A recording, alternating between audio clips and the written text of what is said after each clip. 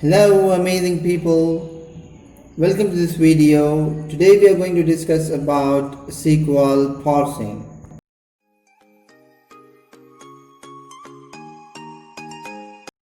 When Oracle gets a SQL query to execute, it executes some tasks before being able to really execute the query.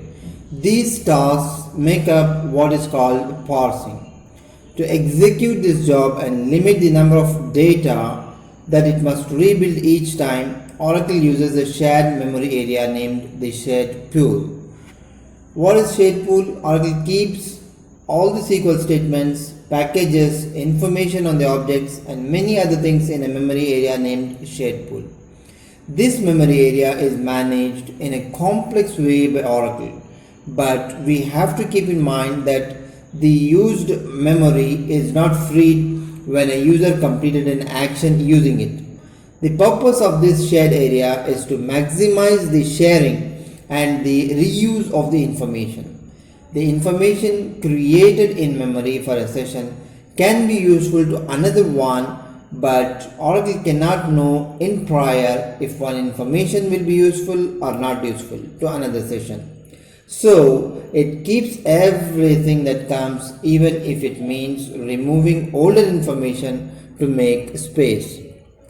So now regarding the SQL parsing, we have to understand identical statements. What is meant by identical statements? Two statements are identical if their text is character by character and if they do the same thing. So the following two statements are regarded as different. Select employee name from emp, select ename from emp.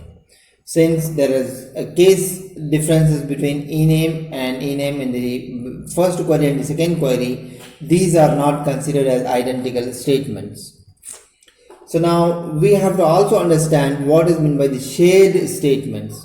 There are many points that ascertain if two statements are really identical. First, all referenced objects must point to the same physical objects. Next, all session parameters related to the optimizer must be the same ones. Next, all bind variables must have similar data types and sizes.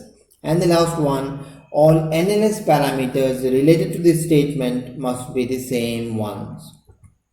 So from performance tuning perspective, it's very important to understand the concept of parsing. Parsing is the primary phase in SQL execution. It is followed by the other stages, execute and fetch. So now how the query processes from the beginning to the end before it fetches and it gets displayed on the user screen. So query processing workflow, whenever a SQL statement is executed, Oracle Engine performs below actions on it. First, it validates the syntax. It validates the syntax of the SQL statement that is being executed. The next one validates the objects being referenced in the statement. The next one, privileges assigned to user executing the job is being validated and it's being checked. The fourth one, verifying if a statement is already available in the shared pool. Oracle Engine will calculate the hash value for the SQL statement and look in. Fifth one, if statement is not already present, then allocate shared memory and create a cursor in shared pool. The next one, it generates the execution plan. Finally, it fetches the rows. Oracle executes the native calls to the data files to retrieve the rows and passes them back to the calling program. Okay, so now we'll see like how many types of parsers are available. First is the soft parse and the second one is the hard parse. So now hard parse, what is meant by hard parse? It means that statement is not available in shared memory, or this is a brand new statement that user is trying to execute. If your shared pool is small, then also hard parse may be required, as the old statement got aged out the shared pool. All the steps mentioned above for parsing need to be done for this situation. Hard parse requires extra system resources. This is also known as library cache miss. Soft parse. Now let's see like what is meant by soft parse. It means that statement which is being executed, that statement was earlier executed and was already parsed and is available in the memory. Soft parse, it means that statement was executed earlier and was already parsed and is available in memory. So Oracle need to do steps 1 to 3 only. First to 3, third step only, as mentioned above. Since rest of the tasks were already done earlier, it is like work hard once. It is like work hard once and reap benefits multiple times.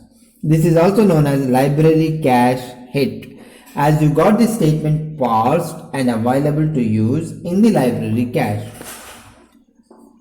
So why hard parses should be avoided? So definitely it has to be avoided. Let us see the reasons why it has to be avoided. There are two key reasons why hard parses should be kept to bare minimum required.